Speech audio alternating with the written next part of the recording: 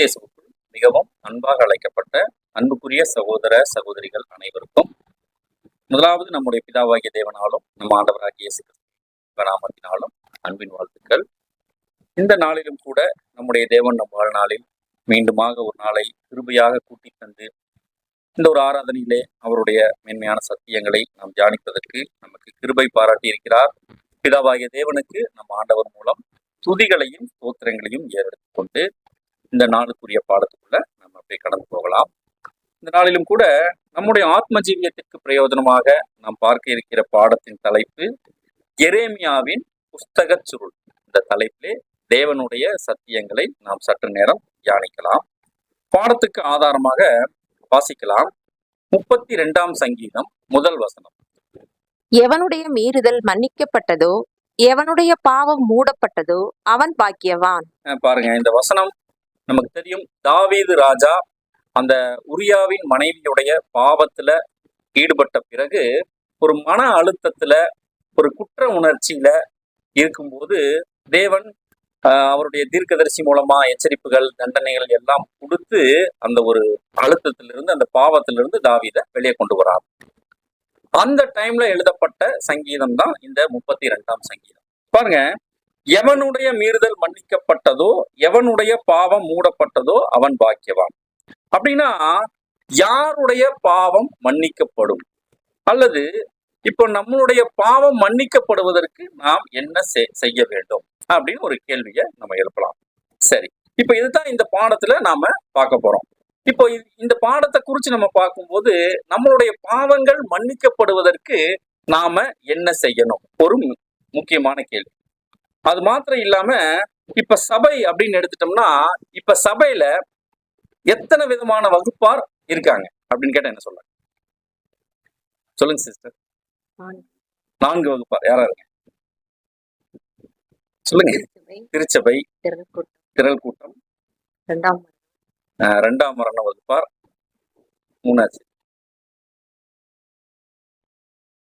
3 வகுப்பாரா?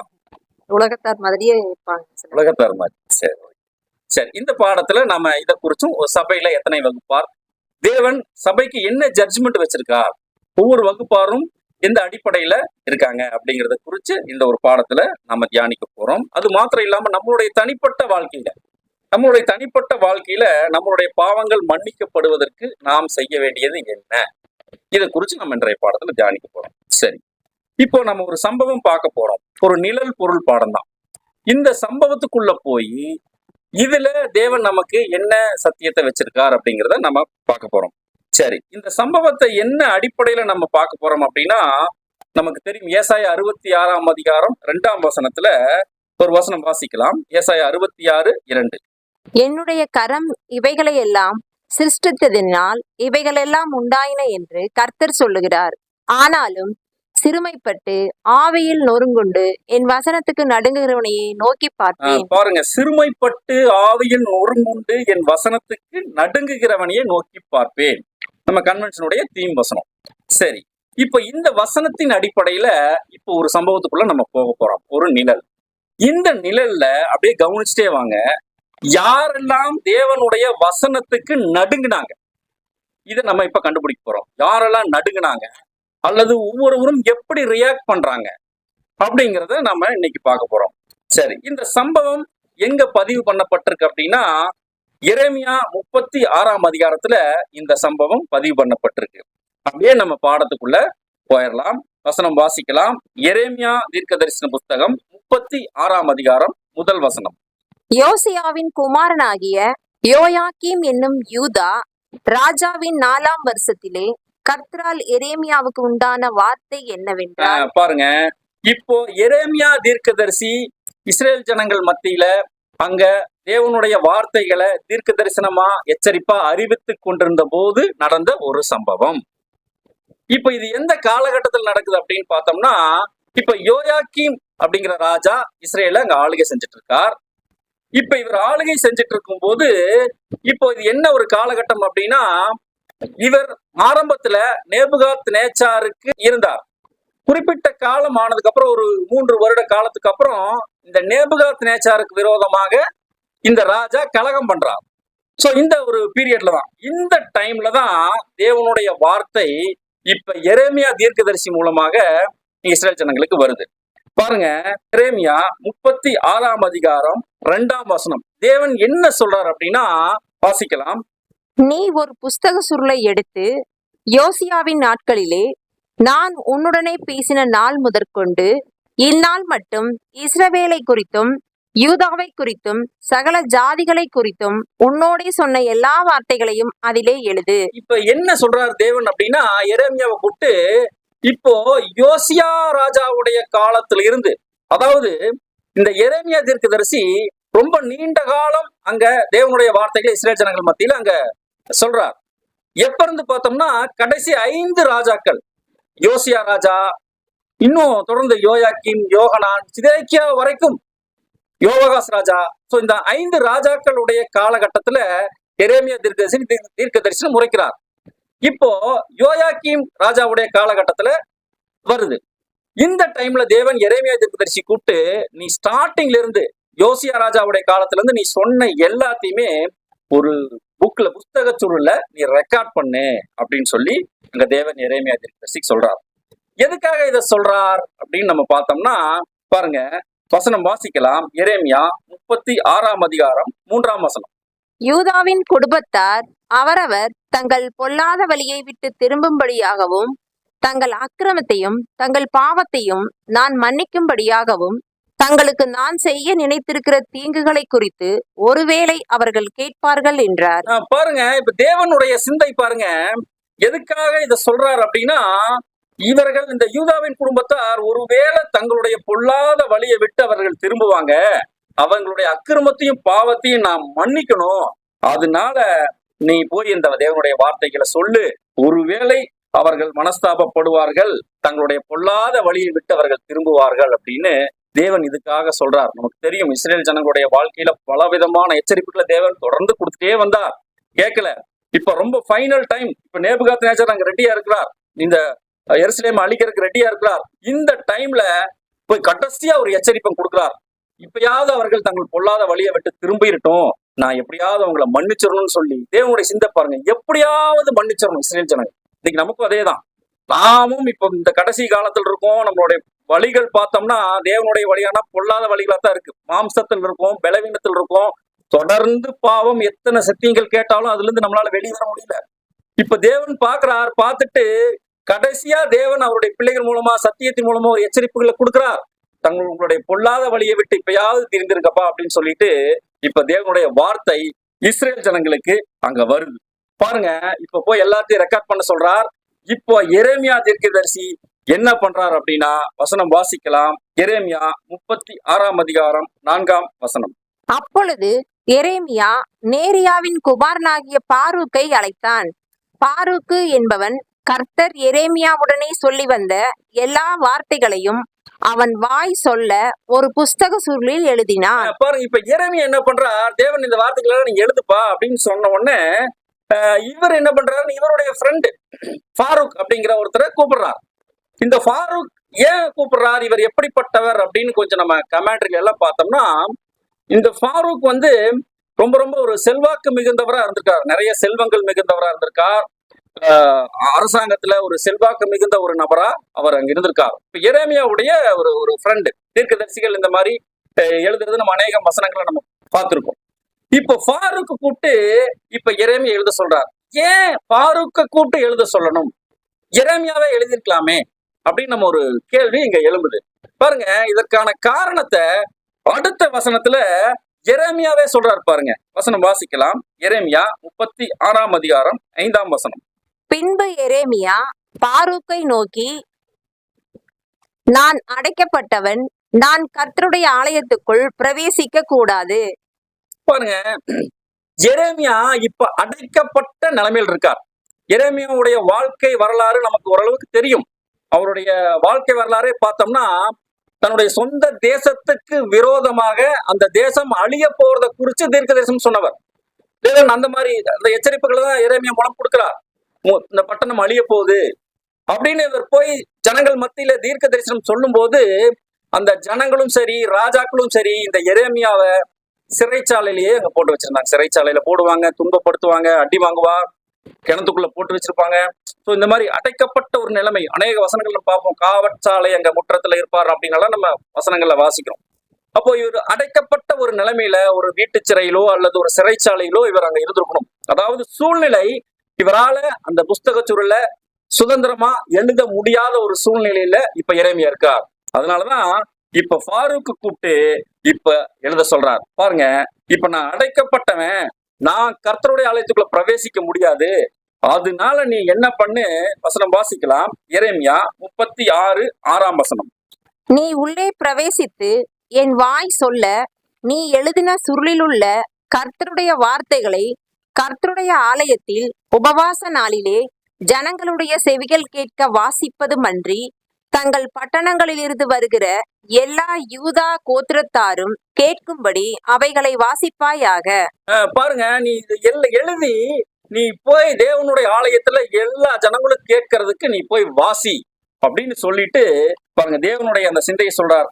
அடுத்த வசனத்துல 7ஆம் வசனத்துல, ஒருவேளை அவர்கள் கர்த்தருடைய முகத்துக்கு முன்பாக பணிந்து விண்ணப்பம் பண்ணி அவரவர் தங்கள் பொல்லாத வழியை விட்டு திரும்புவார்கள், கர்த்தர் இந்த ஜனத்துக்கு விரோதமாக கூறியிருக்கிற கோபமும் உக்கிரமும் பெரியது அப்படின்னு சொல்லி அங்க ஃபாரூக் கிட்ட சொல்றார். ரொம்ப பெருசா இருக்கு வரப்போற தண்டனை, நீ ஜனங்க கிட்ட நீ போய் சொல்லிரு.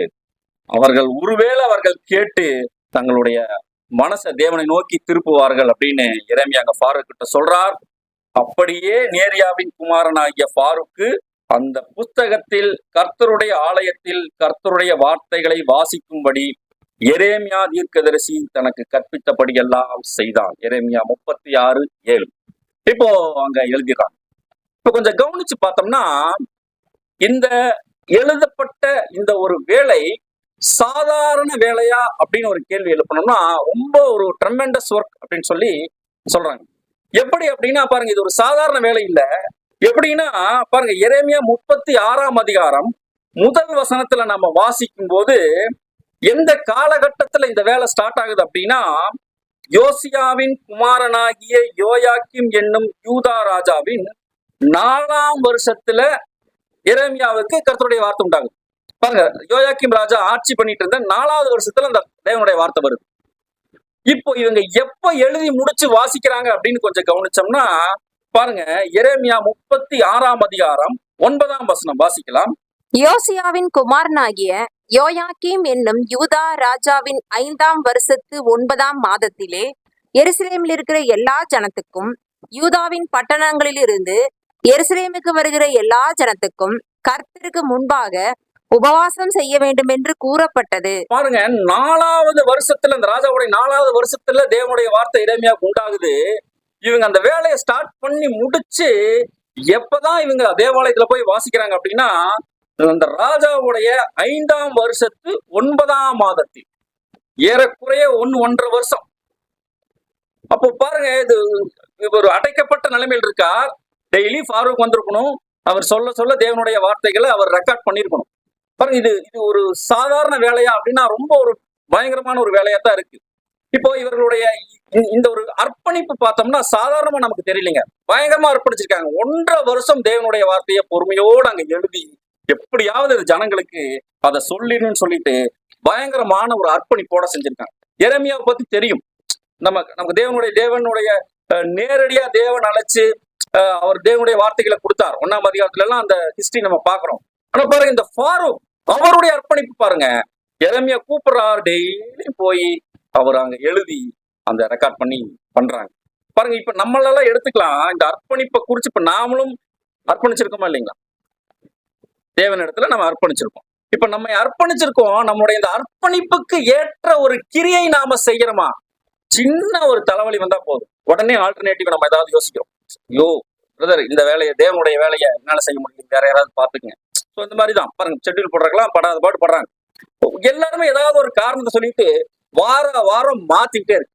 ஸோ நம்மளுடைய சபைகள்ல இந்த சூழ்நிலை ரொம்ப ஒரு ஜாஸ்தி ஆயிட்டே வருது. கடைசி காலம் தேவ பயம் இல்லை, அந்த பொல்லாத வழியை விட்டு திரும்ப மாட்டேங்கிறாங்க. ஸோ இந்த அர்ப்பணிப்பு, தேவனுக்கு நம்ம செஞ்ச இந்த அர்ப்பணிப்புக்கு உண்மையா இருக்குமா அப்படின்னா மிகப்பெரிய ஒரு கொஸ்டின் மார்க் இந்த கடைசி காலத்துல பயங்கரமா வந்துட்டு. ஆனா பாருங்க, அந்த தீர்க்கதரிசிகள் எல்லாமே நமக்கு ஒரு ரோல் மாடலா அங்க வாழ்ந்து காட்டியிருக்காங்க.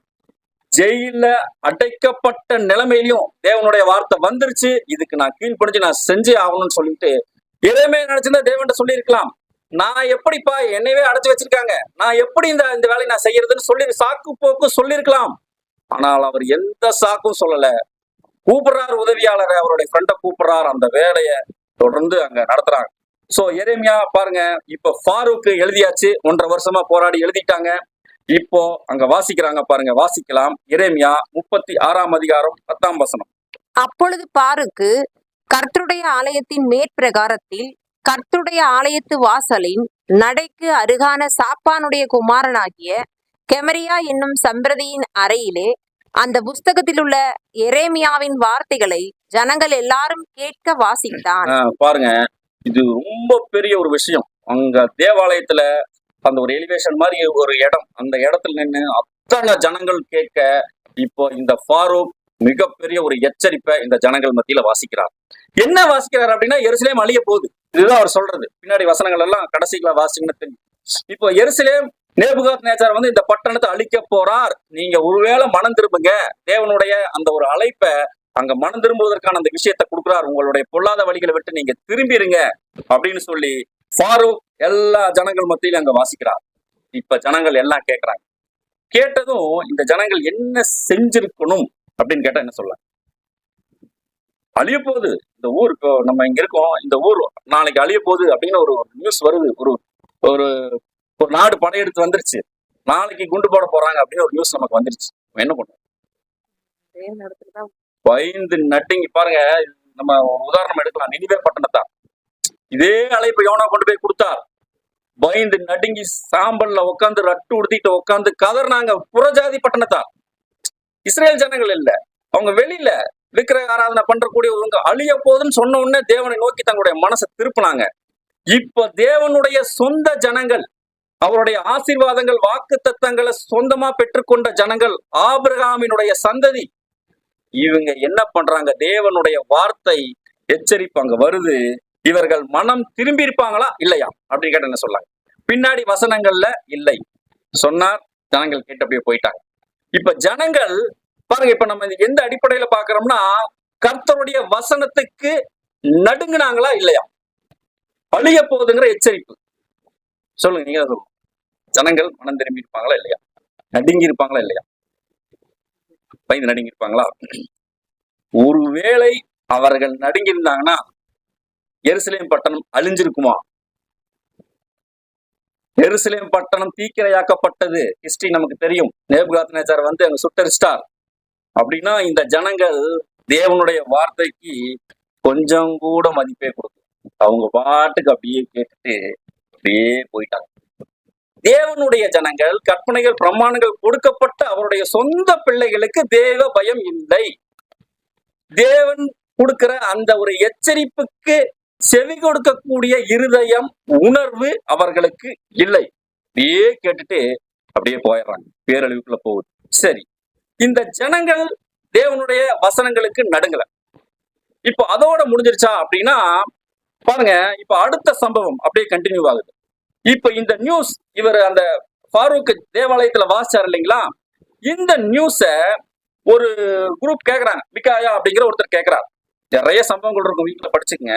இப்ப இந்த மிகாயா கேட்டுட்டு இவர் பதறார். பதறிட்டு ஐயோ தேசம் அழிய போதா அப்படின்ட்டு இவர் பதறிட்டு நேரா அரண்மனைக்கு ஓடுறார்.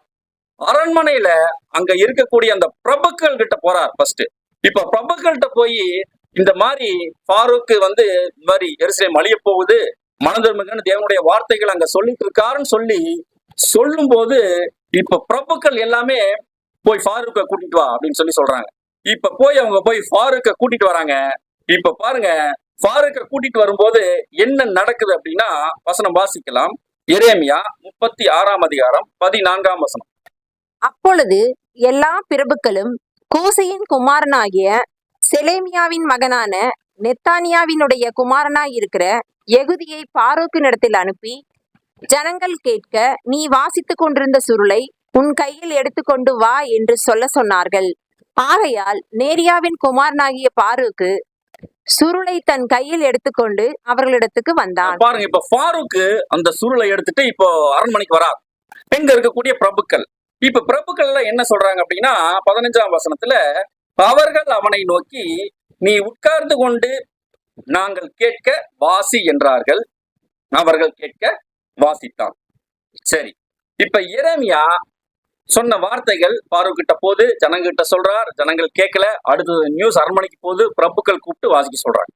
ஜனங்க தான் கேட்கல. அட்லீஸ்ட் இந்த பிரபுக்கள் இவங்களாவது கேட்டாங்களா? வசனத்துக்கு பயந்து நடுங்கினாங்களா அப்படின்னு ஒரு கேள்வியை நம்ம எழுப்பலாம். பாருங்க, வசனம் சொல்லுது, இந்த வார்த்தைகள், எச்சரிப்பின் வார்த்தைகள் கேட்ட உடனே இந்த பிரபுக்கள் எப்படி ரியாக்ட் பண்ணிருக்காங்களா? எரேமியா 36ஆம் அதிகாரம் 16ஆம் வசனம் வாசிக்கலாம். அப்பொழுது அவர்கள் எல்லா வார்த்தைகளையும் கேட்கையில் பயமுற்றவர்களாய் ஒருவரை ஒருவர் பார்த்து பாரூக்கை நோக்கி, இந்த எல்லா வார்த்தைகளையும் ராஜாவுக்கு நிச்சயமாய் அறிவிப்போம் என்றார்கள். பயந்துட்டாங்க. பிரபுக்கள் கேட்ட உடனே பயந்து நடிக்கிட்டாங்க. பயந்துட்டு இவங்களுக்குள்ள என்ன பேசிக்கிறாங்க அப்படின்னா, இதை எப்படியாவது நம்ம ராஜாக்கு நம்ம சொல்லிடணும், பேரழிவு வரப்போகுது அப்படின்னு சொல்லிட்டு இப்ப ராஜா யோயாக்கீம் ராஜா கிட்ட போறாங்க. ஜனங்கள் தேவனுடைய வசனத்துக்கு செவி சாய்க்கவே இல்லை. பிரபுக்கள் பயந்துடுறாங்க. பயந்துட்டு இப்ப ராஜா கிட்ட போய் சொல்றாங்க. இப்ப ராஜா எப்படி ரியாக்ட் பண்றா பாருங்க. இப்ப ஜனங்களுக்கு தான் அக்கறை இல்லை, அட்லீஸ்ட் ராஜா. ஏன்னா இவர் நேபுகாத்நேச்சாருக்கு விரோதமா கலகம் பண்ண ஆரம்பிச்சிட்டார். இப்போ ரைட் டைம்ல இப்ப நேபுகாத்நேச்சார் வந்து அழிக்க போறார் அப்படிங்கிற செய்தி வருது. இப்போ இவராவது பயந்துருப்பாரா அப்படின்னு பார்த்தோம்னா, ராஜா என்ன சொல்றாரு பாருங்க. வசனம் வாசிக்கலாம். எரேமியா 36ஆம் அதிகாரம் 21ஆம் வசனம். அப்பொழுது ராஜா அந்த சுருளை எடுத்துக்கொண்டு வர யெகூதியை அனுப்பினான். யெகூதி அதை சம்பிரதியாகிய எலிசாமாவின் அறையிலிருந்து எடுத்துக்கொண்டு வந்து ராஜா கேட்கவும் ராஜாவினிடத்தில் நின்ற எல்லா பிரபுக்களும் கேட்கவும் வாசித்தான். இப்போ ராஜா முன்னாடி அந்த புஸ்தக சுருள் வந்துருச்சு. இப்போ ராஜா முன்னாடி அந்த புஸ்தக சுருள் வாசிக்கப்படுது. அந்த சீன் பாருங்க, பெரிய பேரழிவு வரப்போகுது. பயந்து நடுங்கிட்டு பிரபுக்கள் வந்து சொல்றாங்க ராஜாட்ட, அப்படியா அந்த புக்கை கொண்டு வா அப்படின்னு சொன்னேன். அதை எடுத்து இப்ப வாசிக்கிறாங்க. இப்ப வாசிக்கும் போது என்ன நடக்குது அப்படின்னா பாருங்க, எரேமியா 36:22 9ஆம் மாதத்திலே ராஜா குளிர்காலத்துக்கு தங்கும் வீட்டில் உட்கார்ந்திருந்தான். அவனுக்கு முன்பாக கனப்பு மூட்டி இருந்தது. குளிருக்கு நின்று உட்கார்ந்துட்டு இருக்காங்க. அவர் முன்னாடி தீ மூட்டி அங்க இருக்கு. பாருங்க, 1.5 வருஷமா எரேமியா, பாரூக்கு இவங்கெல்லாம் கஷ்டப்பட்டு அடைக்கப்பட்ட நிலைமையிலையும் எழுதின தேவனுடைய வார்த்தை, தேவனுடைய எச்சரிப்பு இப்போ ராஜா முன்னாடி வந்திருக்கு. ராஜா உட்காந்து வாசிட்டு கேட்டுட்டு இருக்கார். அவர் முன்னாடி குளிர்காலத்துக்கு தங்குற வீட்டுல இருக்கார். கணப்பு மூட்டிருக்கு. இப்ப யெகூதி அதை வாசிக்கிறார். ஒரு 2-3 பேரா வாசிச்சு முடிச்ச உடனே ராஜா என்ன பண்றார்? வசனம் வாசிக்கலாம். எரேமியா 36ஆம் அதிகாரம் 23ஆம் வசனம். யெகூதி 3-4 பத்திகளை வாசித்த பின்பு ராஜா ஒரு சூரிக்கத்தியினால் அதை அறுத்து சுருள் அனைத்தும் கணப்பிலுள்ள அக்கினியிலே வெந்து போகும்படி கணப்பிலிருந்த அக்கினியில் எரித்து போட்டான். பாருங்க, ராஜா பண்ற செயல் பாருங்க. ஒரு தேவனுடைய வார்த்தை வருது, தெய்வ பயம் இல்ல, பேரழிவு வரப்போகுதுங்கிற எச்சரிப்பு வருது, அந்த அழிவை குறிச்ச பயமும் இல்ல. ரொம்ப சர்வசாதாரணமா ஜனங்களாவது பரவாயில்ல அந்த வார்த்தையை கேட்டுட்டு போனாங்க. இந்த பிரபுக்கள் பயந்து நடுங்கிட்டு வராங்க.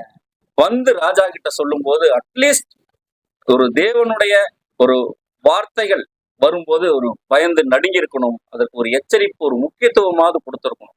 எந்த ஒரு சிந்தனையும் இல்லாம டக்குன்னு அந்த புக்கை எடுத்து ஒரு கத்தியில அறுத்து தூக்கி நெருப்புல போடுறாருன்னா அவருடைய அந்த ஒரு உச்சகட்ட ஒரு துணிகரம் என்ன சொல்றது பாருங்க. கடவுளுடைய வார்த்தை பாருங்க. இது தேவனுடைய எச்சரிப்பு வந்திருக்கு. வந்ததும் இவங்க என்னதான் செஞ்சிருக்கணும் அப்படின்னா, எரேமியா 36:24 வாசிக்கலாம். ராஜாவாயினும் அந்த வார்த்தைகளையெல்லாம் கேட்ட அவனுடைய சகல ஊழியக்காரராயினும் பயப்படவும் இல்லை, தங்கள் வஸ்திரங்களை கிழித்துக் கொள்ளவும் இல்லை. பாருங்க, இந்த இடத்துல நமக்கு ஒரு மிக முக்கியமான ஒரு க்ளூ கிடைக்குது. என்ன அப்படின்னா, ராஜாவாயினும் அந்த வார்த்தைகளை கேட்ட அவனுடைய சகல ஊழியக்காரராயினும் பயப்படல, வஸ்திரங்களை கிழிச்சு கொள்ளல. அப்படின்னா இந்த பிரபுக்கள் ஃபர்ஸ்ட் பயந்தாங்க இல்லையா? இவங்க தேவனுடைய அந்த அந்த அழிவு வருது அப்படின்னு முதல்ல பயந்தாங்க. ஆனா அந்த பயம் அந்த சூழ்நிலையில தான். பின்னாடி சூழ்நிலை மாறுது. ராஜா கிட்ட வந்து ராஜா அதை கிழிச்சு போட்ட உடனே அப்படியே உங்களுடைய மைண்ட் அங்க சேஞ்ச் ஆயிருது. தேவனுடைய வசனத்தை குறிச்சு எந்த ஒரு பயமும் இல்லை. இப்ப பாருங்க, இப்ப யாருமே அவங்க பயப்படல. அவர்களுடைய பயப்படவும் இல்லை, தங்கள் வஸ்திரங்களை கிழித்துக் கொள்ளவும் இல்லை. புறஜாதி பட்டணமாகிய நினிவே கதறி துடிச்சாங்க, அந்த அழிவிலிருந்து தப்பிச்சாங்க. ஆனா தேவனுடைய வார்த்தையை பற்ற இந்த ஜனங்கள் கொஞ்சம் கூட அவர்கள் இது பண்ணல. பாருங்க, ஜனங்கள் பார்த்தோம், தேவனுடைய வார்த்தைக்கு நடுங்கினாங்களா? இல்ல. அடுத்தது பிரபுக்கள் என்ன பண்ணாங்க? ஃபர்ஸ்ட் பயப்பட்டாங்க. ஆனா அந்த பயம் தொடர்ந்து நிலைச்சு நிக்கல. பின்னாடி ராஜா துணிகரத்தை பார்த்து ராஜாவுக்கு சப்போர்ட்டா அப்படியே மாறிடுறாங்க. அடுத்தது ராஜா என்ன பண்ணார்? அதை கிழிச்சு நெருப்புலயே அங்க போட்டுறார். அப்படின்னா தேவனுடைய வார்த்தைக்கு நடுங்கிறவங்க யாருமே இல்லையா அப்படின்னு ஒரு கேள்வி எழுப்பலாம். பாருங்க, இது ஒரு சம்பவம், எச்சரிப்பு, அழிவு. இந்த ஒரு சம்பவத்துல ஒரு 3 பேர் தேவனுடைய வார்த்தைக்கு அங்க பயந்து நடுங்கினாங்க. அடுத்த வசனம் வாசிக்கலாம். எரேமியா 36:25. எல்நாத்தானும் தெலாயாவும் கெமரியாவுமோ அந்த சுருளை சுட்டெரிக்க வேண்டாம் என்று ராஜாவினிடத்தில் விண்ணப்பம் பண்ணினார்கள். ஆனாலும் அவர்களுக்கு அவன் செவி கொடாமல். பாருங்க, ஒரு 3 பேர் இந்த பிரபுக்கள் வகுப்பார்ல யாருமே கேட்கல. அப்படி இருந்தாலும் ஒரு 3 பேர் ராஜா கிட்ட நீங்க இந்த சுருளை எரிக்க வேண்டாம் அப்படின்னு சொல்லி அங்க விண்ணப்பம் பண்றாங்க. இதற்கு கமாண்ட் அட்ரஸ் எல்லாம் என்ன கொடுக்குறாங்கன்னா, ராஜா முன்னாடி விசேஷமா பார்த்தோம்னா இந்த யோயாக்கீம் ராஜா எல்லாம் தேவனுக்கு விரோதமா பொல்லாத வழிகள் இருக்கக்கூடிய ஒரு ராஜா. இந்த ராஜா முன்னாடி இந்த மாதிரி பேசுறது ஒரு மரண தண்டனைக்குரிய குற்றம் அப்படின்னு கமாண்ட் அட்ரஸ் எல்லாம் அங்க சொல்றாங்க.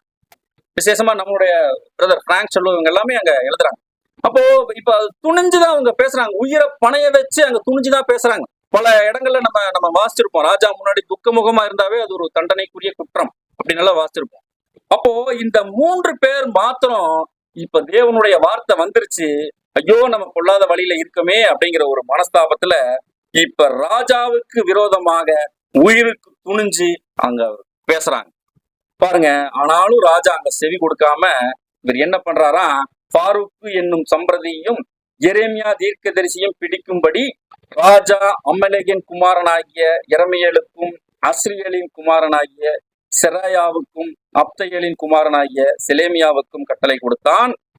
ஆனாலும் கர்த்தர் அவர்களை மறைச்சிடுறார். அப்படின்னா தேவனுடைய வார்த்தை அங்க எரிக்கப்பட்டுருச்சு, அதோட முடிஞ்சிருச்சா அப்படின்னா இல்ல. பாருங்க, மறுபடியும் அங்க தேவன் என்ன சொல்றாரு அப்படின்னா எரேமியா 36:32 வாசிக்கலாம். அப்பொழுது எரேமியா வேறொரு சுருளை எடுத்து அதை நேரியாவின் குமாரனாகிய பாரூக்கு என்னும் சம்பிரதியினிடத்தில் கொடுத்தான். அவன் யூதாவின் ராஜாவாகிய யோயாக்கீம் அக்கினியால் சுட்டெரித்த புஸ்தகத்தின் வார்த்தைகளை எல்லாம் அதிலே எரேமியாவின் வாய் சொல்ல எழுதினான். இன்னும் அவைகளை பொத்த அநேகம் வார்த்தைகளும் அவைகளோடு சேர்க்கப்பட்டது. பாருங்க, பட் இருந்தாலும் அங்க திரும்ப எழுதப்படுது, இன்னும் அநேக வார்த்தைகள் அவைகளோட சேர்க்கப்பட்டது. இதுதான் இந்த சம்பவம், ஒரு பெரிய ஒரு நிகழ். சரி, இப்போ இதனுடைய பொருள் என்ன அப்படின்னு நம்ம கொஞ்சம் அப்படியே பாடத்துக்குள்ள போகலாம். இப்ப இதனுடைய பொருள் பார்த்தோம்னா ப்ராஃபட்டிக்கல் அப்ளிகேஷன், தீர்க்க தரிசன நிறைவேறுதல். கொஞ்சம் நம்ம கவனிச்சோம்னா இதே மாதிரி 1500கள்ல போப்பு மார்க்கம் உச்சகட்டத்துல இருக்கும்போது வேதாகமத்தை அநேக சகோதரர்கள் அங்க மொழிபெயர்த்துட்டு வந்தாங்க. இப்போ 1500கள்ல பார்த்தோம்னா வில்லியம் டிண்டேல் அப்படிங்கிற ஒருத்தர் ஆங்கிலத்துல அங்க பழைய ஏற்பாடு புதிய ஏற்பாடு இது எல்லாமே அவர் மொழிபெயர்த்து வர்றாங்க. இப்போ இது மொழிபெயர்த்து அங்க ஜனங்களுக்கு எல்லாம் போகும்போது இந்த போப்பு மார்க்கம் என்ன பண்ணிருக்காங்க அப்படின்னா அந்த மொழிபெயர்ப்புகளை வாங்கி பகிரங்கமா இதே மாதிரி அங்க தீயிட்டு எரிச்சிருக்காங்க. ஆனாலும் தேவனுடைய வார்த்தை அங்க எரிக்க முடிஞ்சிருச்சா அப்படின்னா அதற்கப்புறம் அநேக மொழிபெயர்ப்புகள் அநேக வார்த்தைகள் அங்க எல்லாமே சேர்க்கப்பட்டு ஒரு பரிசுத்த வேதாகமா இன்னைக்கு உலகம் முழுக்க நம்மளுடைய கையில இருக்கு. சரி, இது தீர்க்க தரிசன ஒரு அப்ளிகேஷன்.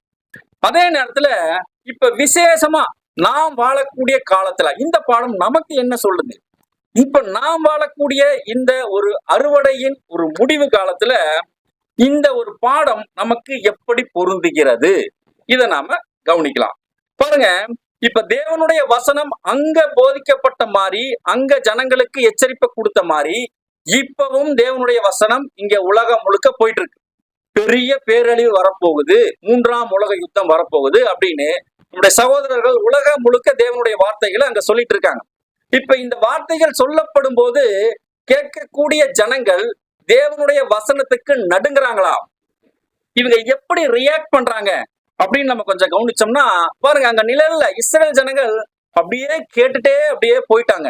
இப்ப கடைசி காலத்துல தேவனுடைய சத்தியம் வேத பாடங்கள் அங்க அறிவிக்கப்படும் போது இந்த ஜனங்கள் எப்படி ரியாக்ட் பண்ணுவாங்க பாருங்க. வசனம் சொல்லுது பாருங்க.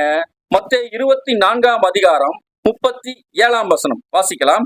நோவாவின் காலத்தில் எப்படி நடந்ததோ அப்படியே மனுஷகுமாரன் வரும் காலத்திலும் நடக்கும். பாருங்க, இப்போ இந்த மாறக்கூடிய காலகட்டத்துல இப்போ நோவா காலத்துல நடந்த முறையே நடக்குமா? அப்படின்னா இப்ப என்ன நடக்குது? தேவனுடைய வார்த்தைகள் அங்க போதிக்கப்படுது. போதிக்கப்படும் போது அவர்களுடைய ரியாக்ஷன் பாருங்க எப்படி இருக்கான். வசனம் வாசிக்கலாம். மத்தேயு 24 38 39.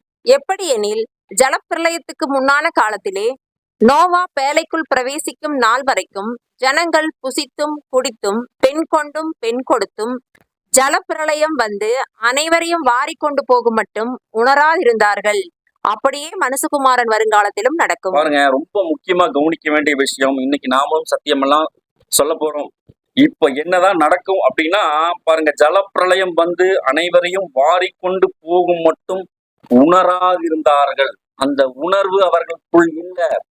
பாருங்க, அதாவது இப்போ பெயர் சபைகளாகட்டும் உலக ஜனங்களாகட்டும் எதுல மூழ்கி கிடக்குறாங்க அப்படின்னா தேவனுடைய வார்த்தைகள் மேலான அந்த பயமோ ஒரு எச்சரிப்போ வரக்கூடிய பேரழிவை குறிச்சோ ஒரு பயமும் இல்ல.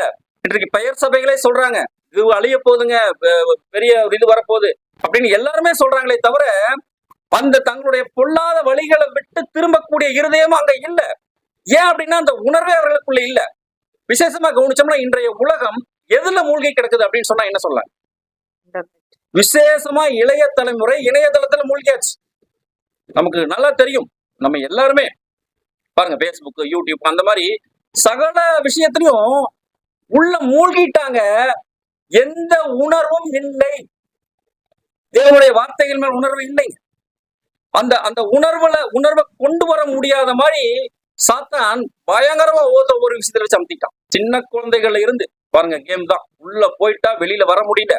நம்மளை அறியாம அப்படியே அடிக்ட் பண்ணி நம்மளுடைய சிந்தையவே அது மழுங்கடிச்சு வச்சிருக்கு. தேவனுடைய வார்த்தைகள் மேல அந்த உணர்வே இல்லை. இன்னைக்கு சத்தியத்திலேயே அதே தான். சோ இந்த மாதிரியான விஷயங்களை நம்ம மாட்டிட்டு இருக்கும்போது தேவனுடைய வார்த்தைகள் மீதான உணர்வு நமக்கு வராது. அந்த அந்த அந்த உணர்வு, ஐயோ தேவன் எனக்கு சொல்றாரே என்னோட பொல்லாத வழியை விட்டு நான் வெளியே வரணுமேங்கிற ஒரு உணர்வே வராது.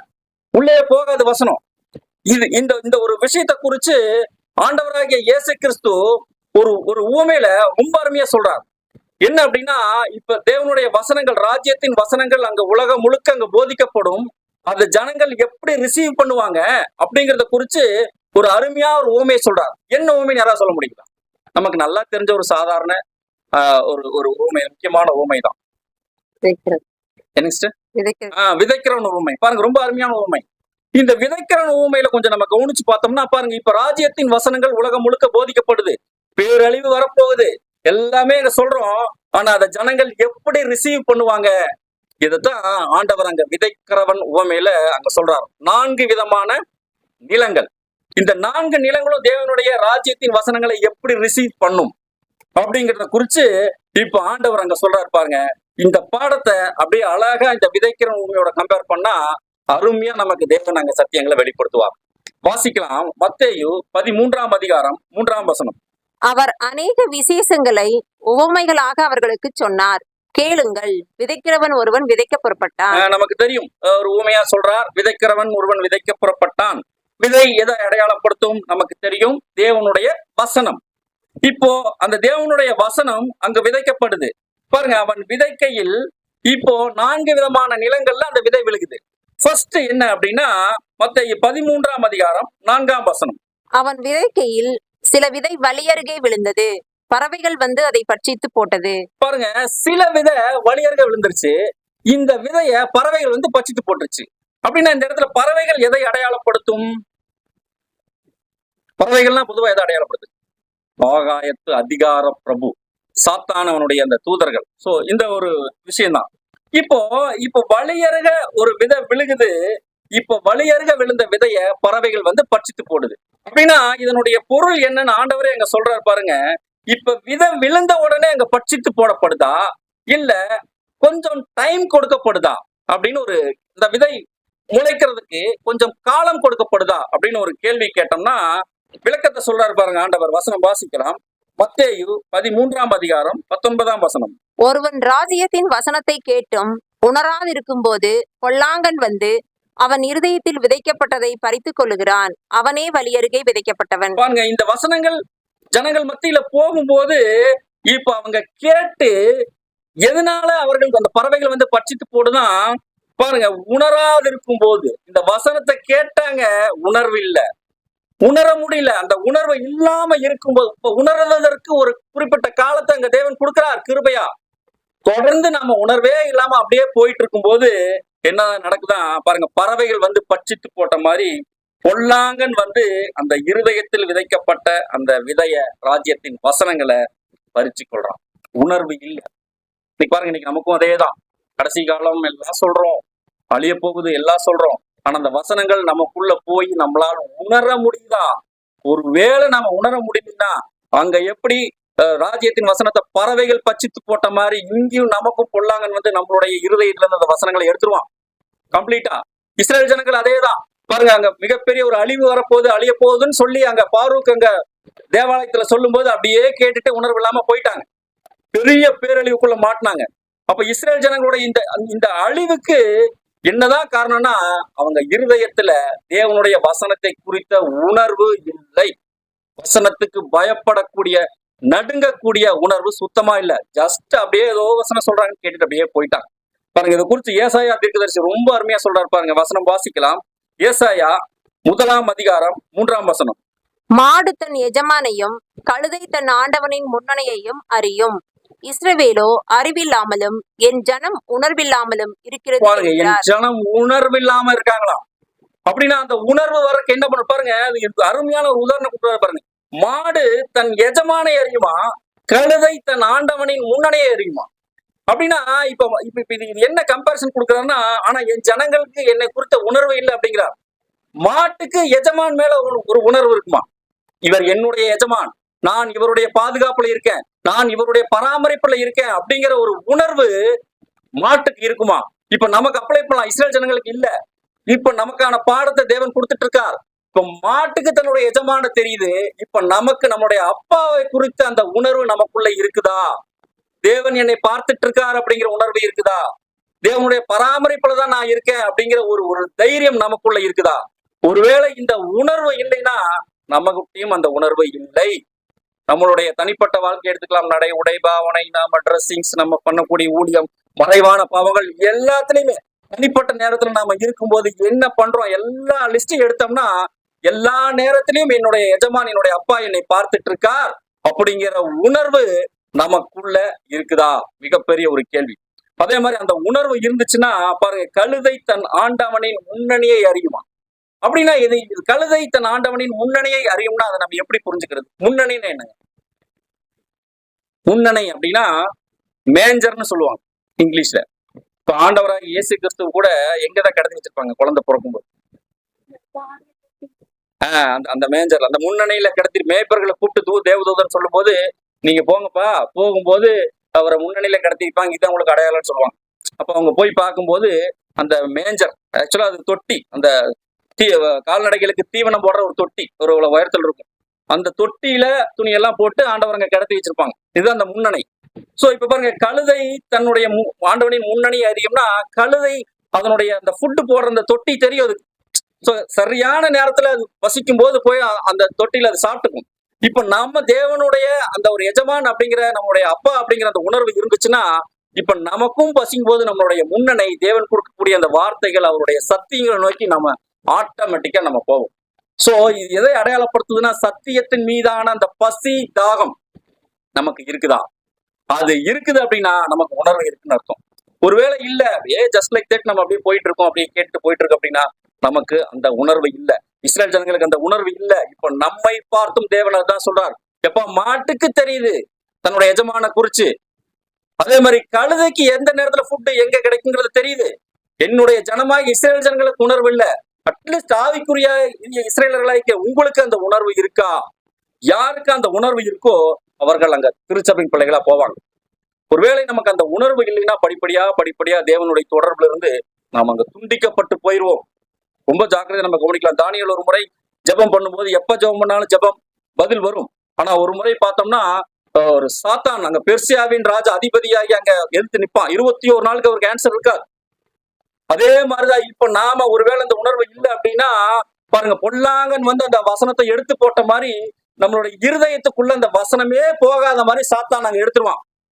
எடுத்துட்டானா அங்க தானியேல் 21 நாள் தவிச்சாரு, எந்த ஆன்சரும் இல்லாம ரொம்ப சோர்ந்து போயிட்டாரு. அதே மாதிரி இப்ப நமக்கு எந்த பதிலும் எந்த தொடர்பும் இல்லாம நாமும் அங்க தொடர்பை விட்டு துண்டிச்சு போட்ட ஒரு நிலைமைக்கு போயிடுவோம். சோ உணர்வு நமக்குள்ள இருக்குதா? அங்க இஸ்ரேல் ஜனங்களுக்கு இல்ல.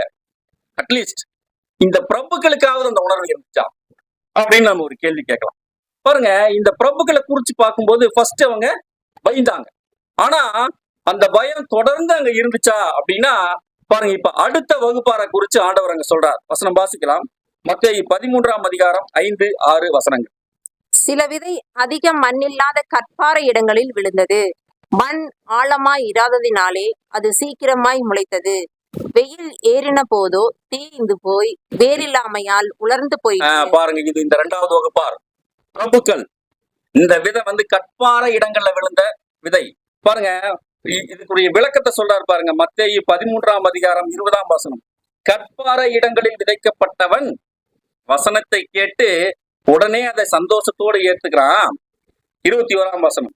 ஆகிலும் தனக்குள்ளே வேறில்லாதவனாய் கொஞ்ச காலம் மாத்திரம் நிலைத்திருப்பான். வசனத்தின் நிமித்தம் உபத்திரவமும் துன்பமும் உண்டான உடனே இடரல் அடைஞ்சிருவான். நமக்கு நல்லா தெரியும். பாருங்க, இந்த பிரபுக்கள் அப்படித்தான். இவங்க இதை குறிச்சு நம்ம பார்க்கும்போது இவங்க வசனம் உள்ள போகுது, ஸ்டார்டிங் கொஞ்சம் பயப்படுறாங்க. ஆனா தொடர்ந்து அங்க நிலைச்சு நிக்க முடியல. வேறு இல்லாததுனால அவங்க இடரல் வந்தோம்னா விழுந்துடுறாங்க. பாருங்க, ஸ்டார்டிங்ல ஃபர்ஸ்ட் பயம் வந்துச்சு, கம்ஃபர்ட் ஜோன். அவங்களுக்கு சாதகமான சூழ்நிலையில தேவனுடைய வசனத்துக்கு பயந்தாங்க. ஆனா ஒரு பாதகமான சூழ்நிலை வருது. ராஜாவே அந்த சூரிய கத்தினால அறுத்து அதை தீயில போடுறார். இப்ப தேவனுக்கு பயந்தவங்க இப்ப ராஜாவுக்கு பயந்துடுறாங்க. இப்ப ராஜாவுக்கு பயந்து தேவனுடைய வார்த்தைகளை கொஞ்சம் கூட அவர்கள் அங்க செவி கொடுக்காம போயிடறாங்க. சோ இந்த வகுப்பார் எப்படி இருப்பாங்களா?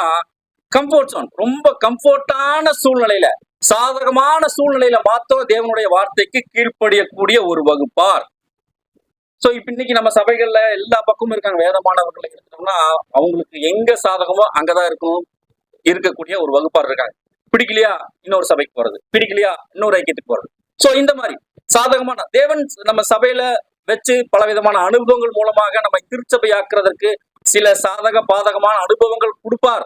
அது அந்த பாதகமான சூழ்நிலையில நம்மளால சகிக்க முடியாம தாங்க முடியாம அப்படியே போயிடுது.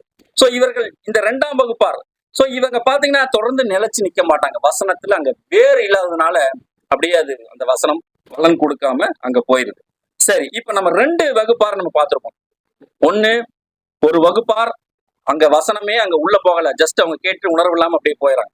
இன்னொரு வகுப்பார் ஜஸ்ட் வசனத்து நிமித்தம் உபத்திரம் வந்த உடனே அவங்க இடல் அடைஞ்சு போயிடறாங்க.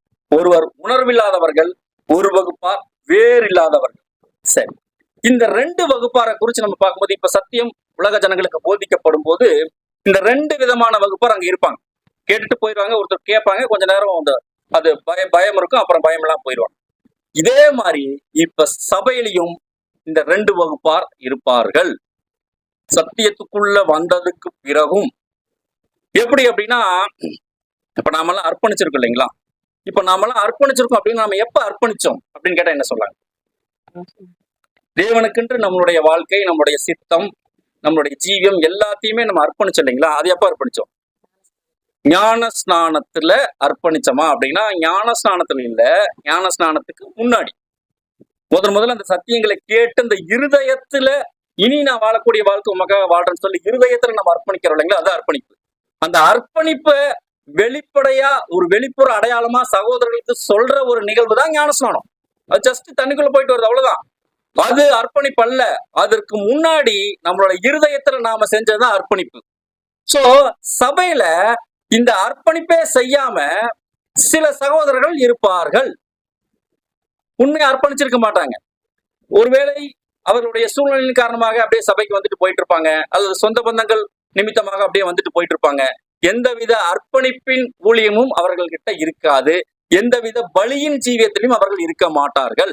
இந்த வகுப்பார் சபையில இருப்பாங்க. இந்த 2 வகுப்பார் இருக்காங்களே, இப்ப பார்த்தோம் இல்லைங்களா? ஒரு வகுப்பார் உணர்வே இல்லாம இருப்பாங்க, ஒரு வகுப்பார் வேறு இல்லாம நிலைச்சு நிக்க மாட்டாங்க. சோ இவங்கதான் இந்த அர்ப்பணிக்காத வகுப்பார் 2 பேர். ஒருவேளை இப்ப நாமளும் இப்ப சபைக்கு வந்துட்டு போயிட்டு எந்த விதமான அர்ப்பணிப்பின் வேலையும் நம்மளுடைய பலியின் ஜீவியத்துல நம்ம எதுவுமே இறங்காம அப்படியே ஜஸ்ட் வந்துட்டு போயிட்டு இருக்கோம் அப்படின்னா இப்ப நம்ம என்ன பண்ணலாம்? ஐயோ எனக்கு தெரியாது பிரதர், ஏதோ சொன்னாங்க ஞானஸ்நானம் எடுத்துட்டேன்.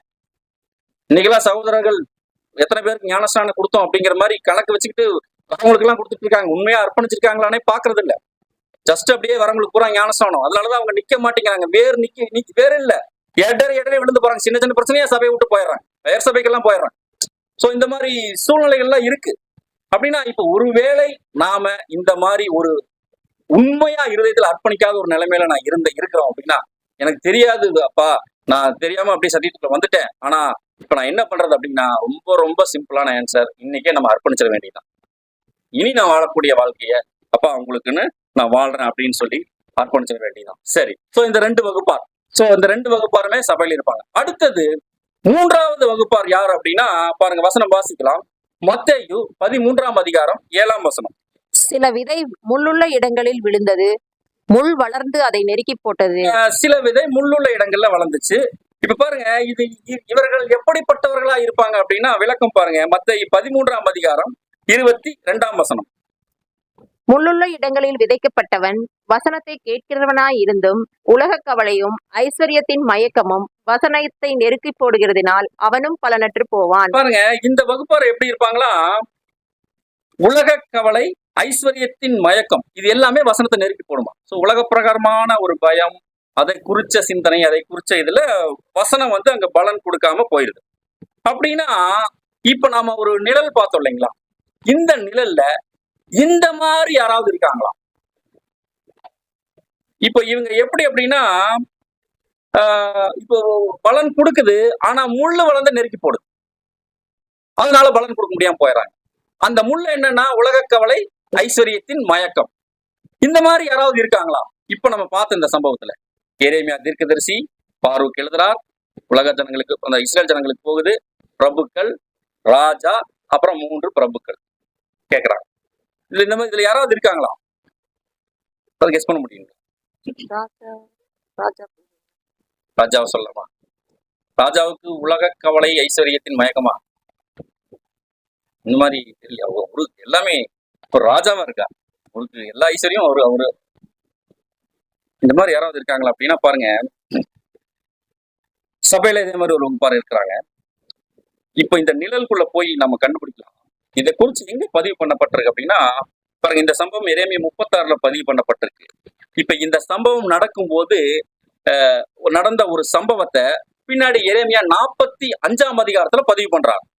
வசனம் வாசிக்கலாம். எரேமியா 45ஆம் அதிகாரம் 1 வசனம். யோசியாவின் குமாரனாகிய யோயாக்கீம் என்னும் யூதா ராஜாவின் 4ஆம் வருஷத்திலே நேரியாவின் குமாரனாகிய பாரூக் இந்த வசனங்களை எரேமியாவின் வாய் சொல்ல ஒரு புஸ்தகத்தில் எழுதுகையில் எரேமியா தீர்க்கதரிசி அவனிடத்தில் பேசி. இப்ப பாரூக் எழுதும் போது இப்ப எரேமியா பாரூக் கிட்ட சொல்றாரு. என்ன சொல்றாரா? வசனம் வாசிக்கலாம். எரேமியா 45:2-3 வசனங்கள். பாரூக்கே, உன்னை குறித்து இஸ்ரவேலின் தேவனாகிய கர்த்தர் சொல்லுகிறது என்னவென்றால், நீ இப்பொழுது எனக்கு ஐயோ, கர்த்தர் என் நோவை சஞ்சலத்தால் வர்த்திக்க பண்ணினார், என் தவிப்பினால் இளைத்தேன், இளைப்பாறுதலை காணாதே போனேன் என்று சொன்னாய் என்கிறார். பாருங்க, இந்த பாரூக்கு இப்ப தேவனுடைய வார்த்தைகளை எரேமியா சொல்றார், இப்ப பதிவு பண்றார், அவருதான் எழுதுறார். எழுதும் போது இப்ப பாரூக் என்ன சொல்லியிருக்காரா? எனக்கு ஐயோ, கர்த்தர் என் நோவை சஞ்சலத்தால் வர்த்திக்க பண்ணார், என் தவிப்பினால் இழைச்சேன், இளைப்பாறுதல் இல்லை அப்படின்னு சொல்லிட்டு இவர் புலம்ப ஆரம்பிச்சிடறார். என்ன அப்படின்னா கமெண்டேட்டர்ஸ் எல்லாம் என்ன சொல்றாங்க அப்படின்னா, நம்ம ஏற்கனவே பார்த்தோம், இந்த பாரூக்கு அந்த டைம்ல ரொம்ப செல்வாக்கு மிகுந்த ஆள். இவருக்கு அங்க தேசத்துல இவருக்கு நிறைய செல்வங்கள் எல்லாம் இருக்கு. இப்ப தேவனுடைய எச்சரிப்பு என்ன? எல்லாம் அழிய போகுது, எல்லாமே அழிய போகுது. ஐயோ, என்னுடைய செல்வங்கள் எல்லாம் போகுதே. பாருங்க, உலக கவலை, ஐஸ்வர்யத்தின் மயக்கம் இந்த பாரூக் கிட்ட, எல்லாம் அழிய போகுது அப்படின்னு சொல்லி எப்படி இன்னும் ஊர்ஜிதப்படுத்துறான்னா, அடுத்த வசனத்துல அங்க தேவன் சொல்றாரு பாருங்க, இதோ நான் கட்டினதையே நான் இடிக்கிறேன், நான் நாட்டினதே நான் பிடுங்குகிறேன், இந்த முழு தேசத்துக்கும் இப்படியே நடக்கும். தேவன் சொல்றாரு, எல்லாமே என்னோடது, நான் கட்டுன நான் இடிக்கிறேன், உனக்கு ஏப்பா கவலை? பாரு, நீ ஏப்பா இப்படி ஐயோன்னு சொல்லிட்டு புலம்புற அப்படின்னு சொல்லிட்டு இப்ப பாரூக் கிட்ட சொல்றார். அது மாத்திரம் இல்லாம இந்த பாரூக் என்ன பண்ணிருக்கலாம் அப்படின்னா, இந்த ஒரு பேரழிவிலிருந்து தப்பிக்கிறதுக்கு ஏதாவது ட்ரை பண்ணிருக்கலாம். இப்போ இப்ப இந்த பேரழிவு தேவன் எரேமியா மூலம் தான் சொல்றார். ரொம்ப சிம்பிளா தப்பிக்கலாம், தங்களுடைய பொல்லாத வழியிட்டு திரும்பினா தப்பிச்சிடலாம். ஆனா இந்த ஃபாரூக் என்ன பண்ணிருக்காரு, வேற என்னவோ விஷயம் பண்ணிருக்கார். என்ன அப்படின்னா பாருங்க, அடுத்த வசனத்துல எரேமியா 45:5 வாசிக்கலாம். நீ உனக்கு பெரிய காரியங்களை தேடுகிறாயோ? தேடாதே. இதோ மாம்சமான யாவர் மேலும் தீங்கை வர பண்ணுகிறேன் என்று கர்த்தர் சொல்லுகிறார். ஆனாலும் நீ போகும் சகல ஸ்தலங்களிலும் உன் பிராணனை உனக்கு கிடைக்கும் கொள்ளை பொருளாக தருகிறேன் என்று கர்த்தர் சொல்லுகிறார் என்று அவனுடைய பாருங்க, நீ உனக்கு பெரிய காரியங்களை தேடுறியோ, எதையும் தேடாத, எல்லாம் அழிக்க போற அப்படின்னு சொல்லிட்டு, இனி எல்லாம் நீ பெரிய காரியங்களை தேடாத அப்படின்னு சொல்லிட்டு இப்ப ஃபாரூக் கிட்ட சொல்றா. பாருங்க, அந்த முள்ளுள்ள இடங்களில் விதைக்கப்பட்ட ஒரு வகுப்பார் உலக கவலை ஐஸ்வர்யத்தின் மயக்கம் போட்டு வசனத்துக்கு பலன் கொடுக்க முடியாம அவர்களை நெருக்கி போட்டுருக்கு. சபையில இந்த மாதிரி ஒரு வகுப்பார் இருப்பாங்களாம். இப்ப நம்ம சபையில ஒரு வகுப்பார் பார்த்தோம், அர்ப்பணிக்காதவர்கள். ரெண்டு விதமா இருப்பாங்க, ஒண்ணு உணர மாட்டாங்க, ஒண்ணு வேறு இல்லாம போயிடுவாங்க. அர்ப்பணிக்காத ஜனங்களை அவங்க அர்ப்பணிச்சிட வேண்டியதான். இப்போ இந்த முள்ளுள்ள இடங்களை விதைக்கப்பட்ட ஒரு வகுப்பார் சபையில் இருப்பாங்களா? இவர்கள் யாரை அடையாளப்படுத்தலாம்? அர்ப்பணிக்காதவர்கள் பார்த்துட்டோம், இனி அர்ப்பணித்தவர்கள் இருக்காங்க சபையில. இப்ப இந்த அர்ப்பணித்தவர்கள் மத்தியில ஒரு வகுப்பார் இந்த மாதிரி நெருக்கி போடுவாங்களாம். சோ இந்த ஃபாரூக் மாதிரி உலக கவலை, இந்த ஃபாரூக் பாருங்க, எரேமியா கூடயா இருந்து 1.5 வருஷமா அவர் கூடயா இருந்தா, இந்த சிறைச்சாலையில அடைக்கப்பட்ட நிலைமையில எரேமியா ரெக்கார்ட் பண்றார். கூட இருந்து அந்த 1.5 வருஷமா இவரும் அந்த வேலையை செஞ்சிருக்கார். பலியின் ஜீவியத்திலே இருந்திருக்கார். அவருடைய நேரம் காலம் எல்லாத்தையும் பலி செலுத்திருக்கார் தேவனுக்கு. நீங்க சபையில இப்போ அர்ப்பணித்தவர்கள் மத்தியில பலியின் ஜீவியத்துல பலி செலுத்தக்கூடிய ஒரு வகுப்பார்ல இந்த மாதிரி ஒரு வகுப்பார் இருப்பாங்க. யாரை அடையாளப்படுத்தலாம் பாருங்க. இதே வசனத்துல ஃபாரூக்கு ஒரு ஜட்ஜ்மெண்ட் அங்க தேவன் கொடுக்கிறார். ஆனாலும் நீ போகும் சகல ஸ்தலங்களிலும் உன் பிராணனை உனக்கு கிடைக்கும் கொள்ளை பொருளாக தருகிறேன். ஆனாலும் நீ சாக மாட்டப்பா, உன்னோட ஜீவனை நான் தப்பி வச்சு விட்டுறேன் அப்படின்னு சொல்லி ஃபாரூக் கிட்ட சொல்றேன். யார் இவர்கள் பாருங்க, வசனம் வாசிக்கலாம். 1 கொரிந்தியர் 3:12 வசனம். ஒருவன் அந்த அஸ்திபாரத்தின் மேல் பொன், வெள்ளி, விலையேற பெற்ற கல், மரம், புல், வைக்கோல் ஆகிய இவைகளை கட்டினான். தெரியும், அப்போஸ்தலனாகிய பவுல் அங்க சொல்வார், கிறிஸ்து அப்படிங்கிற அஸ்திபாரத்தின் மேல இப்ப நம்ம எல்லாரும் கட்டிட்டு இருக்கோம். பொன், விலையேறப்பட்ட கல். சோ இதெல்லாமே ஒரு வகுப்பார் கட்டுவாங்க. ஒரு வகுப்பார் மரம், புல், வைக்கோல் இதை கட்டுவாங்க. சோ இந்த பொன், வெள்ளி, இந்த கல், விலையேறப்பட்ட கல், இது எல்லாமே அக்கினி வந்து சோதிக்கும் போது, சோதனைக்குள்ள போகும்போது அது நிலைச்சு நிற்கும், அது இன்னும் அது மிளிரும். பாருங்க, அதன் மேல் ஒருவன் கட்டினது நிலைத்தால் அவன் கூலியை பெறுவான். அதே நேரத்துல 15 வசனத்துல பாருங்க, ஒருவேளை இந்த மரம், புல், வைக்கோல் இதெல்லாம் இருக்கும்போது அக்கினியில போடும்போது என்ன ஆகும், அது எரிஞ்சு போயிடும். இப்ப இந்த வகுப்பாரை குறிச்சு சொல்லும் போது பாருங்க, 1 கொரிந்தியர் 3:15 வசனம் வாசிக்கலாம். ஒருவன் கட்டினது வெந்து போனால் அவன் நஷ்டம் அடைவான், அவனோ ரட்சிக்கப்படுவான், அதுவும் அக்கினியில் அகப்பட்டு தப்பினது போல் இருக்கும். தப்பிச்சிருவான், ஆனா அக்கினியில் அகப்பட்டு தப்பிச்ச மாதிரி. எப்படி ஃபாரூக்கு பிராணனை கொள்ளை பொருள் போல கொடுத்துட்டார், நீ தப்பிச்சிருவப்பா. ஆனா இவர்கள் பலியின் ஜீவியத்துல இருக்கிறவங்க தான். யார் இவர்கள்? அந்த ஒரு விஷயத்துக்குள்ள போயிட்டு வெளியே வரவங்க யாரு இன்னும் சொல்ல முடியலையா? திரள் கூட்ட வகுப்பார். சோ இந்த திரள் கூட்ட வகுப்பாரை குறிச்சு நல்லா புரிஞ்சுக்கலாம். முள்ளுள்ள இடங்களில் விதைக்கப்பட்டவன் வசனத்தை கேட்பாங்க, உணர்வாங்க. ஆனா உலக கவலை, ஐஸ்வர்யத்தின் மயக்கம், எப்ப பார்த்தாலும் உலக கவலை, உலகத்தை குறிச்ச ஒரு சிந்தனையிலேயே இருப்பாங்க. சோ ஐஸ்வர்யத்தின் மயக்கம், இந்த மாதிரியான விஷயங்கள் இருக்கிறதுனால உலக பிரகாரமான விஷயங்கள் என்ன பண்ணுமா, வசனத்தை நெருக்கி வசனத்துக்கு பலன் கொடுக்க முடியாம போயிடும். சோ திரள் கூட்ட வகுப்பார். அதே நேரத்துல 4வது ஒரு வகுப்பார். இவர்கள் எப்படி இருப்பாங்க பாருங்க, மத்தேயு 13:8 வசனம் வாசிக்கலாம். சில விதையோ நல்ல நிலத்தில் விழுந்து சிலது 100ஆகவும் சிலது 60ஆகவும் சிலது 30ஆகவும் பலன் தந்தது. ஒரு வகுப்பார் பலன் கொடுக்கக்கூடிய வகுப்பார் நமக்கு தெரியும். யாருங்க இவங்க? திருச்சபையின் பிள்ளைகள். இவங்க எப்படி இருப்பாங்களா பாருங்க, மத்தேயு 13:23 வசனம். நல்ல நிலத்தில் விதைக்கப்பட்டவனோ வசனத்தை கேட்கிறவனும் உணர்கிறவனுமாய் இருந்து 100ஆகவும் 60ஆகவும் 30ஆகவும் பலன் தருவான் என்றார். பலன் கொடுப்பாங்க.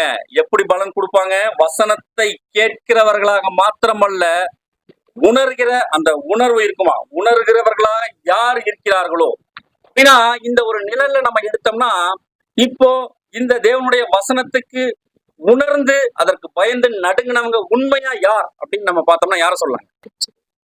என்னங்க சிஸ்டர்? திருச்சபை. அத திருச்சபையின் பிள்ளைகள். இந்த நிழல்ல யார் உண்மையா நடுங்கினதுங்க? பலன் கொடுத்தது, இந்த பேராபத்துல இருந்து தப்பிச்சது அந்த 3 பிரபுக்கள். அவங்க மாத்திரமா? வேற யாராவது இருக்காங்களா? எரேமியா பிரதர் பார்க்கணும். எரேமியா அவர் தேவனுடைய வார்த்தையை சொல்லிட்டு தேவனுக்கு கீழ்ப்படிஞ்சு அந்த அர்ப்பணிப்பின் ஊழியத்துல கடைசி வரைக்கும் இருந்து தப்பிச்சிட்டார். அவர் பலன் கொடுத்தார். அந்த பேரழிவுல இருந்து அவங்க காப்பாற்றப்பட்டாங்க. அதே நேரத்துல இந்த 3 பிரபுக்கள் இவர்கள் பாருங்க, இவர்கள் எப்படி அந்த ஒரு தைரியமா ராஜா கிட்டயே சொல்றாங்க அப்படின்னா, இவர்கள் அந்த வசனத்தை உணர்ந்தாங்க. அந்த உணரக்கூடிய அந்த ஒரு இருதயம் அவர்களுக்குள்ள இருந்துச்சு. அந்த உணர்வு இவர்களுடைய பொல்லாத வழியை விட்டு அவர்கள் அங்க திருப்புது. சோ தேவனுடைய எச்சரிப்பு வந்த உடனே இவர்கள் தங்களுடைய பொல்லாத வழியை குறிச்சு அங்க உணர்றாங்க. சோ யார் இப்படி அந்த உணர்வு இருக்கோ, யாருக்கு தங்களுடைய தவறுகளை குறித்து தங்களுடைய பொல்லாத வழியை குறித்து உண்மையா இருதயத்துல மனஸ்தாபப்படுகிறார்களோ அவங்கள குறிச்சுதான் தாவீது நம்ம ஆதார வசனத்துல பார்த்தோம். எவனுடைய மீறுதல் மன்னிக்கப்பட்டதோ, எவனுடைய பாவம் மூடப்பட்டதோ அவன் பாக்கியவான். அந்த உணர்வு நமக்குள்ள இருந்ததுன்னா நம்மளுடைய பாவங்கள் தேவன் அங்க கிருபையா நமக்கு மன்னிக்கிறார். ஒருவேளை நம்ம எல்லாருமே மாம்சத்துலதான் இருக்கும், தவறுகள் விழுந்து போறோம், எல்லாமே இருக்கு. ஆனா தேவனுடைய எச்சரிப்புகள் வரும்போது நாம் அதை உணர்ந்து நாம் அதை மனஸ்தாபப்பட்டோம்னா கட்டாயம் தேவன் நமக்கு அதை கிருபையா மன்னிக்கிறார். பாருங்க இவர்கள் எப்படிப்பட்டவர்களா இருப்பாங்க. இந்த உண்மையா மனஸ்தாபப்படக்கூடியவர்கள், தங்களுடைய பாவத்துக்கு உண்மையா வருந்தக்கூடியவர்கள் எப்படிப்பட்டவர்களா இருப்பாங்களா? சங்கீதம் 32:2 வாசிக்கலாம். எவனுடைய அக்கிரமத்தை கர்த்தர் எண்ணாதிருக்கிறாரோ, எவனுடைய ஆவியில் கபடம் இல்லாதிருக்கிறதோ அவன் பாக்கியவான். எந்த கபடமும் இருக்காதான் அப்படின்னா புரிஞ்சுக்கலாம். தவறுகள் தேவனுடைய எச்சரிப்புகள் வசனங்கள் மூலமாக வரும்போது எந்த சாக்கு போக்கும் சொல்ல மாட்டாங்களாம். ஐயோ இல்ல பிரதர், அது சூழ்நிலை பிரதர், இப்படி பிரதர், எந்த சாக்கு போக்குல ஐயோ தேவன் தப்புன்னு சொல்றாரா, தப்புதான், அப்படியே சரண்டர் ஆகக்கூடிய ஒரு வகுப்பா இருக்கும். நோ காம்ப்ரமைஸ், அப்படியே கபடம் இல்லாம இருப்பாங்களாம். அதே மாதிரி தங்களுடைய தவற நினைச்சு ஒரு மன அழுத்தம், ஐயோ தப்பு பண்றேனே, பலவீனத்துல பண்ணிருப்பாங்க. எல்லாருமே பலவீனத்துல இருக்கும். அந்த ஒரு மன அழுத்தம் அவங்களுக்குள்ள இருந்துட்டே இருக்குமா. பாருங்க தாவீது அந்த உரியாவின் மனைவியுடைய பாவத்துக்குள்ள போகும்போது அவர் இருதயத்துல பயங்கரமா பாதிக்கப்பட்டார். அவர் உடல்நிலையெல்லாம் பாதிக்கப்பட்டது. பாருங்க அதனாலதான் 3ஆம் வசனத்துல நான் அடக்கி வைத்த மட்டும் நித்தம் என் கதறுதலினாலே என் எலும்புகள் உலர்ந்து போயிற்று அப்படின்னு சொல்லி சொல்றாரு. பாருங்க உலர்ந்து போச்சான். சோ அந்த மன அழுத்தம், ஐயோ என்னுடைய பொல்லாத வழியில நான் இருக்கனே அப்படின்னு சொல்லிட்டு அந்த ஒரு இருதயத்துல மன அழுத்தம் அவர்களுக்குள்ள இருந்துட்டே இருக்கும். அதே நேரத்துல இந்த வகுப்பார் உண்மையா தேவனுடைய வசனம் தனக்குள்ள வரும்போது எப்படி பலன் கொடுப்பாங்களா பாருங்க. அந்த பிரபுக்களுக்கிட்ட அந்த எச்சரிப்பு வந்தோடனே உயிரே போனாலும் பரவாயில்ல அப்படின்னு சொல்லிட்டு ராஜா கிட்ட பேசுறாங்க இல்லையா, உயிரை பணைய வச்சு அங்க பேசின மாதிரி இந்த வகுப்பார் ஒருவேளை தங்களுடைய தவறுகள் தேவன் எச்சரிப்பு கொடுக்கும் போது, ஒருவேளை அவர்கள் உணரும் போது அதனுடைய ரியாக்ஷன் எப்படி இருக்குமா பாருங்க. சங்கீதம் 15ஆம் அதிகாரம் 4ஆம் வசனம். ஆகாதவன் அவன் பார்வைக்கு தீர்ப்பானவன், கர்த்தருக்கு பயந்தவர்களையோ கனம் பண்ணுகிறான். ஆணையிட்டதில் தனக்கு நஷ்டம் வந்தாலும் தவறாதிருக்கிறான். நஷ்டம் வந்தாலும் சரி, தேவன் எச்சரிப்பு கொடுத்துட்டா அது கீழ்ப்படுது நடந்துருன்னு சொல்லிட்டு அந்த பிரபுக்கள் எப்படி உயிரை பணைய வச்சு அவங்க தப்பிச்சாங்களோ அதே மாதிரி இப்ப பாருங்க. இப்போ திருச்சபையில தேவனுடைய பிள்ளைகள் தேவனுடைய வார்த்தைகள் வரும்போது என்ன நடந்தாலும் பரவாயில்ல, அவருடைய வார்த்தைக்கு கீழ்ப்படிஞ்சு மனஸ்தாபப்பட்டு தவறுல இருந்து அங்க வெளியே வருவாங்க. சோ 4 விதமான வகுப்பார் சபையில யாராரு பார்த்தாங்க? அர்ப்பணிக்காதவர்கள் ஒரு வகுப்பார் இருப்பாங்க. அடுத்தது 2வது திரள் கூட்ட வகுப்பார். அடுத்தது திருச்சபை. என்ன பிரதர்? அதான் திரள் கூட்ட வகுப்பார், அங்க முள்ளு நெருக்கி போடுது அந்த உலக கவலை. அதே மாதிரி திருச்சபையின் வகுப்பார், அங்க பலன் கொடுக்குறாங்க. இப்ப நம்ம பார்த்தோம்னா 4 நிலங்கள் நம்ம பார்த்தோம். அர்ப்பணிக்காதவர்கள 2 வகுப்பார் நம்ம பார்த்தோம். இப்ப இவர்கள் மாத்திரமா வேற யாராவது இருக்காங்களா? இந்த நிலங்கள் இந்த 4 நிலம் மாத்திரம் தானா? ஏன்னா வசனங்கள் போகும்போது இந்த 4 நிலம் மட்டும்தான் இருக்குமா அப்படின்னா எவ்வளவுதானா? திருச்சபையில வேற யாராவது இருக்காங்களா? பாடத்தை முடிச்சிடலாமா? ஆண்டவர் 4 நிலத்துல முடிச்சிட்டாரு. ஆனா அப்போஸ்தலனாகிய பவுல் பின்னாடி ஒரு நிலத்தை குறிச்சு ஒரு ரெஃபரன்ஸ் கொடுக்குறாரு பாருங்க. வசனம் வாசிக்கலாம். எபிரேயர் 6ஆம் அதிகாரம் 8ஆம் வசனம். முள் செடிகளையும் முள் பூண்டுகளையும் முளைப்பிக்கிற நிலமோ தகாததாயும் சபிக்கப்படுகிறதற்கேற்றதாயும் இருக்கிறது. சுட்டெரிக்கப்படுவதே அதன் முடிவு. பாருங்க, ஒரு நிலம் எப்படி இருக்கா, முள் செடியும் முள் பூண்டுகளையும் விளைவிக்குது. அதனுடைய முடிவு என்னங்க? தகாததா இருக்கு, அதை சுட்டு எரிச்சிடணுங்கிறார். அப்படின்னா இந்த நிலம் எப்படிப்பட்டது? பவுல் புதுசா ஒரு நிலத்தை குறித்து சொல்றார்.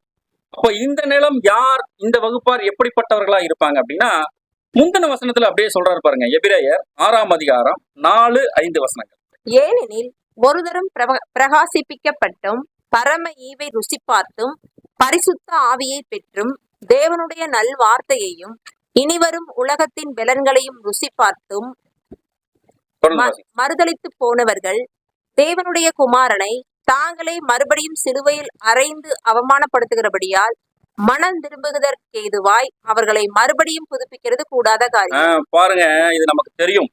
2ஆம் மரணத்துக்கு போற வகுப்பார் எல்லா சத்தியமும் தெரிஞ்சு ஒரு தடவை பிரகாசிக்கப்பட்டு பரம ஈவு சத்தியம் பரிசுத்தாவை எல்லாத்தையும் நம்ம பெற்று ருசி பார்த்து தேவனுடைய நல்வார்த்தை அவருடைய சத்தியத்தில் இருக்கக்கூடிய எல்லா விஷயங்களையும் தெரிஞ்சு இனி வரக்கூடிய உலகத்தின் பலன்கள் ராஜ்யத்தினுடைய ஆசீர்வாதங்கள் எல்லாத்தையுமே நம்ம தெரிஞ்சு மறுதளிச்சுட்டு போயிட்டோம் அப்படின்னா, மறுதளிச்சுட்டு போறதுன்னா அந்த உணர்வே இல்லாம நம்முடைய தவறை நாம உணராம போயிட்டோம் அப்படின்னா, தேவனுடைய குமாரனை தாங்களே மறுபடியும் சிலுவையில் அறைந்து அவமானப்படுத்துகிறதா படியால் மனம் திரும்புவதற்கு ஏதுவாய் அவர்களை மறுபடியும் புதுப்பிக்க முடியாது.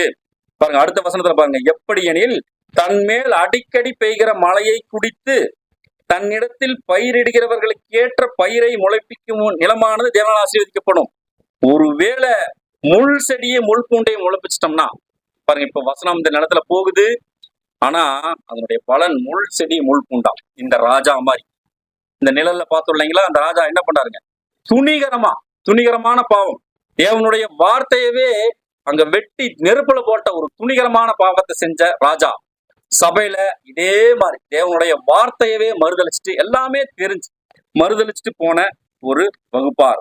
சோ இவங்கதான் 2ஆம் மரணத்துக்கு போற வகுப்பார். சபையில நம்ம பார்த்தோம்னா ஒரு வகுப்பார் உலக ஜனங்களோட உயிர்த்தெழுந்து வருவாங்க, அர்ப்பணிச்சிருக்க மாட்டாங்க.